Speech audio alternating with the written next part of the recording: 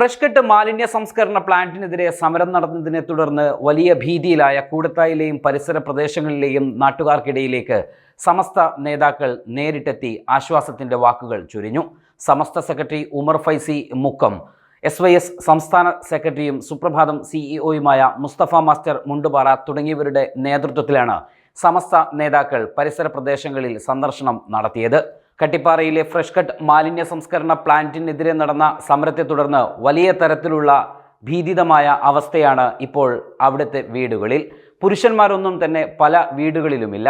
രാത്രിയെന്നോ പകലെന്നോ വ്യത്യാസമില്ലാതെ police റെയ്ഡും arrest വാറണ്ടുമായി ഓരോ വീടുകളും കയറി ഇറങ്ങുകയാണ്. കഴിഞ്ഞ ദിവസം സ്കൂളിൽ കുട്ടികൾ പോലും എത്തിയില്ല എന്ന വാർത്ത പോലും നമ്മൾ കണ്ടു. ഈ ഒരു പശ്ചാത്തലത്തിലാണ് പ്രശ്നത്തിന് അടിയന്തരമായ പരിഹാരം നാട്ടുകാർക്ക് അനുയോജ്യമായ തരത്തിൽ വേണം എന്ന സർവകക്ഷി യോഗം നടക്കാനിരിക്കുന്നത്. അതിൻ്റെ മുന്നോടിയായി കൂടിയാണ് സമസ്ത നേതാക്കളുടെ സന്ദർശനം.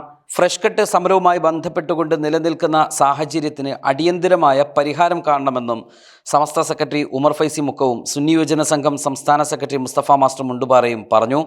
പ്രദേശത്തുണ്ടായ അനിഷ്ടകരമായ സംഭവങ്ങൾക്ക് പരസ്പരം ധാരണ പ്രകാരം പരിഹാരം കാണണമെന്നും നാട്ടുകാർക്ക് സ്വസ്ഥമായി ജീവിക്കുവാനുള്ള സാഹചര്യം ഒരുക്കണമെന്നും അവർ ആവശ്യപ്പെട്ടിട്ടുണ്ട്. പോലീസിന്റെ ഭാഗത്തുനിന്ന് ഭീകരാന്തരീക്ഷം സൃഷ്ടിക്കപ്പെടുന്ന സാഹചര്യവും ഒഴിവാക്കപ്പെടണം. നിരപരാധികളെ കേസിൽ കൊടുക്കുന്ന സാഹചര്യം ഒരിക്കലും ഉണ്ടാക്കാൻ പാടില്ല.